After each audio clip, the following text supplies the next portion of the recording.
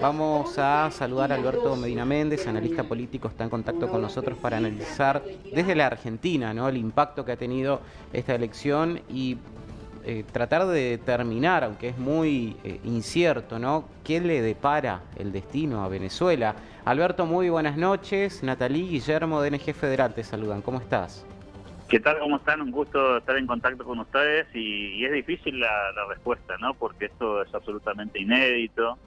No recuerdo antecedentes en la política contemporánea de América Latina de semejante nivel de fraude electoral, del tamaño de este fraude electoral y al mismo tiempo de una circunstancia geopolítica tan difícil y tan compleja, ¿no? Porque hay que sumar a los países que eventualmente han denunciado esto, de la mano de aquellos otros que han hecho un tenue planteo respecto a la posibilidad de revisar los resultados o de mostrar las actas, y aquellos otros que se han llamado silencio, ¿no?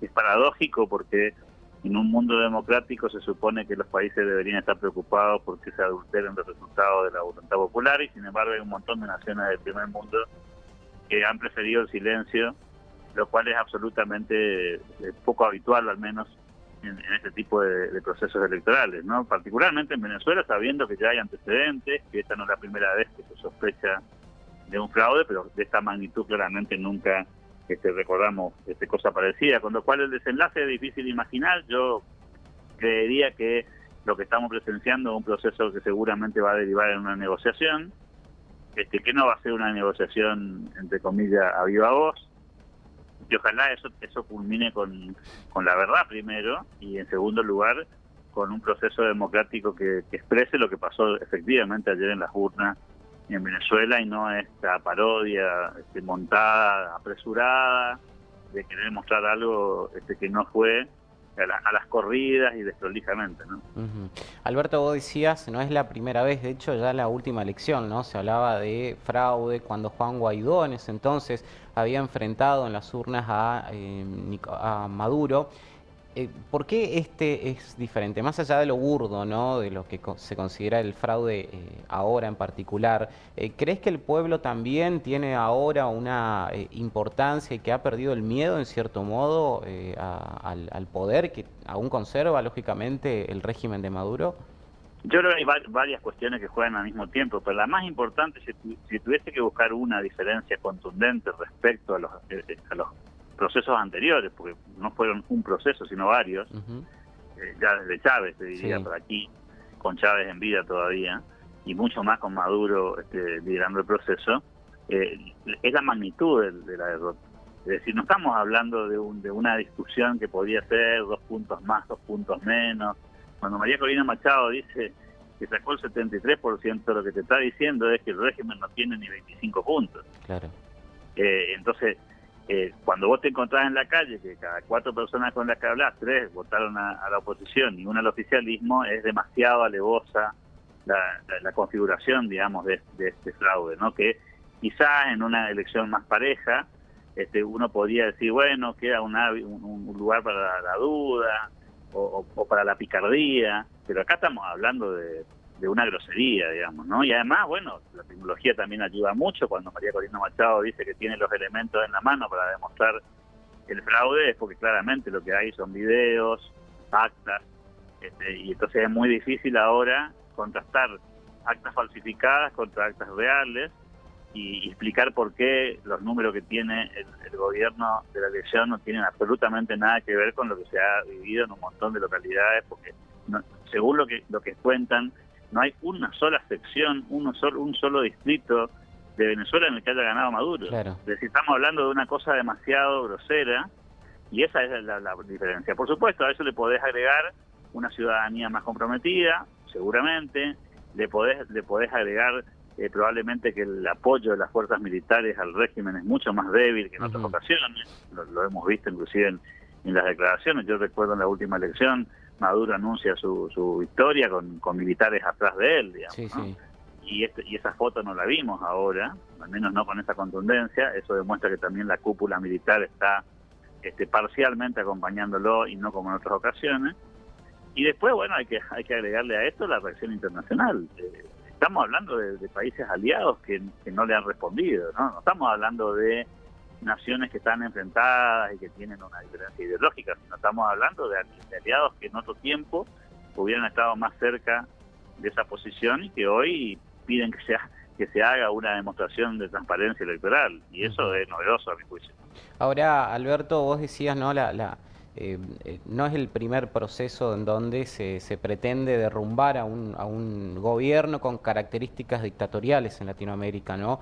¿Considerás que, porque hasta ahora lo que se puede ver es que Maduro tiene cierto apoyo, vos decías, si bien un poco menor al que tenía años anteriores, de la pata militar, ¿no? Del Estado? ¿Es suficiente eso como para mantener un sistema con estos resultados donde decís, 3 de 4 venezolanos no apoya al régimen? ¿Crees que es posible sostener esta dictadura? Es inviable, Claro. es inviable operativamente, pero yo creo que lo más duro de todo esto no tiene solamente que ver con los venezolanos, sino con esta cuestión de la legitimidad internacional. Sí. Si vos te acordás de los procesos políticos anteriores en elecciones de Venezuela, Europa no pedía la revisión de la elección.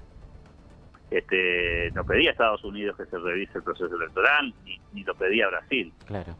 Ni tampoco había silencio de México. Digo, acá hay novedades interesantes que vamos a ver cómo se sostienen en el tiempo, ¿no? Quizás la semana que viene o en estos días Europa dice, no, sí, estoy de acuerdo con el resultado de Venezuela y lo legitima, o Brasil hace lo propio, o aparecen estas pruebas que María Corina Machado ya en la conferencia del día de hoy puso arriba de la mesa, y las pruebas se convierten en incontrastables, y entonces ahí el régimen no va a tener cómo explicar de dónde salen estos números. Pues no nos olvidemos que todavía no mostraron los números. No. Sí, hasta ahora lo que tenemos es una declaración verbal y ninguna demostración documental de la elección.